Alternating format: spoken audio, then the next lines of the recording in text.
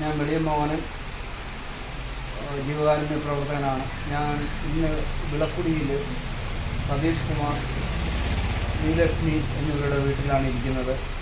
ഞാനും എൻ്റെ മൂത്ത മകൾ ശ്രീലക്ഷ്മിയായിട്ട് യാത്രയിടയിൽ ബൈക്കിൽ യാത്ര ചെയ്യുന്ന വഴിക്ക് എതിരെ വന്നൊരു ബൈക്ക് നിയന്ത്രണം വിട്ട് ഞങ്ങളുടെ ബൈക്കിലിടിച്ച് ഞങ്ങൾ റോഡിൽ തിരിച്ച് വീഴുകയും രണ്ടുപേരുടെ വലത് കാലിലേക്ക് ഗുരുതരമായ പരിക്കുകളോടെ ഞങ്ങളെ നാട്ടുകാരൻ ആംബുലൻസിൽ കയറ്റി തിരുവനന്തപുരം മെഡിക്കൽ കോളേജിൽ എത്തിക്കുകയും തുടർന്ന് അവിടുത്തെ ചികിത്സയിലാണ് ഇപ്പോഴും.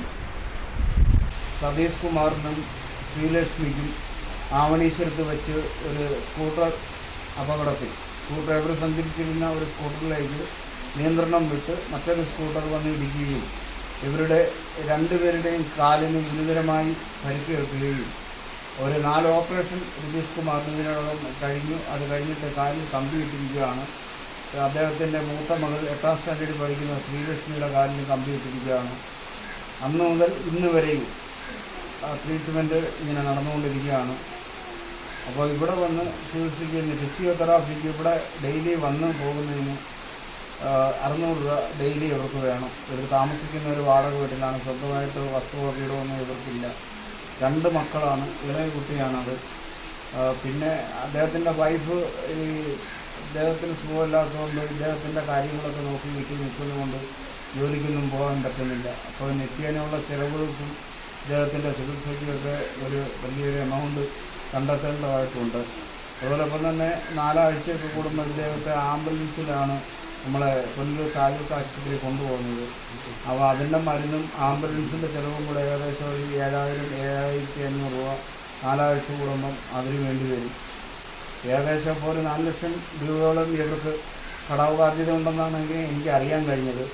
വസ്തുവില്ല, അതുകൊണ്ട് ഒരു 3 സെൻറ്റോ 5 സെൻറ്റോ വസ്തു ആരെങ്കിലും കൊടുക്കുകയാണെങ്കിൽ ഈ ശ്രീലക്ഷ്മി പഠിക്കുന്ന സ്കൂളിൽ നിന്ന് അവർക്ക് വീട് വെച്ച് കൊടുക്കാൻ അവിടുത്തെ അധ്യാപകരും കുട്ടികളും എല്ലാമുള്ള കൂട്ടായ്മ തയ്യാറാണ്. അപ്പം അങ്ങനെ ഒരു വിഷയം ഇവർക്കുണ്ട്. ഇപ്പോൾ 3,500 രൂപ വാടക ഒരു മാസം കൊടുക്കണം. അപ്പോൾ അതിൻ്റെ 4 മാസമായിട്ട് വാടക മുടങ്ങിക്കിടക്കുകയാണ്.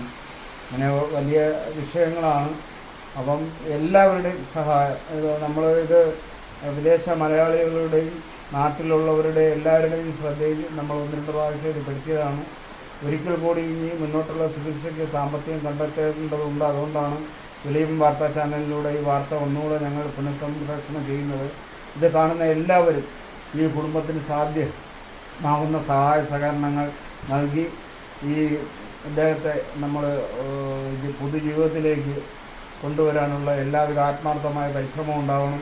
അതോടൊപ്പം തന്നെ അദ്ദേഹത്തിൻ്റെ മകൾ പഠിച്ച് എന്തെങ്കിലും ഒരു ജോലി എന്തെങ്കിലും ഒക്കെ തരപ്പെട്ട് ഈ കുടുംബം മുന്നോട്ട് രക്ഷപ്പെടണമെന്ന് നിങ്ങളുടെ എല്ലാവരുടെയും സഹായ സഹകരണങ്ങൾ ആവശ്യമാണ്.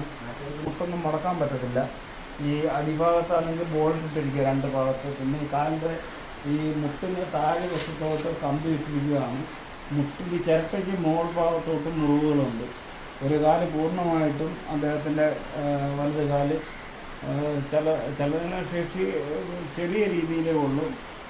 വലിയ ഒരു വിഷമമാണ്. ഒരാളെപ്പോഴും കൂടെ ഇദ്ദേഹത്തെ നോക്കാനായിട്ട് തന്നെ ഉണ്ടെങ്കിൽ മാത്രമേ സാധിക്കൂ. അതുകൊണ്ട് ഇത് സോഷ്യൽ മീഡിയയിലൂടെ നിങ്ങൾ ഈ വാർത്ത കാണുമ്പോൾ സിനിമാ രംഗത്തും കലാസാംസ്കാരിക രംഗത്തും ഒക്കെ ഉള്ളവർ ഒരു കൈ ഇവരെ സഹായിക്കാൻ എത്രയോ പൈസകൾ ലക്ഷങ്ങൾ ഓരോരുത്തർക്ക് സഹായിക്കുന്ന മമ്മൂട്ടി, മോഹൻലാൽ, അതേപോലെ തന്നെ സിനിമാ രംഗത്തുള്ള മറ്റ് കലാകാരന്മാരെല്ലാം നിങ്ങളെ കഴിയുന്ന എളിയ സഹായങ്ങൾ ഈ കുടുംബത്തിന് ചെയ്ത് ഇവരെ രക്ഷപ്പെടുത്തണം.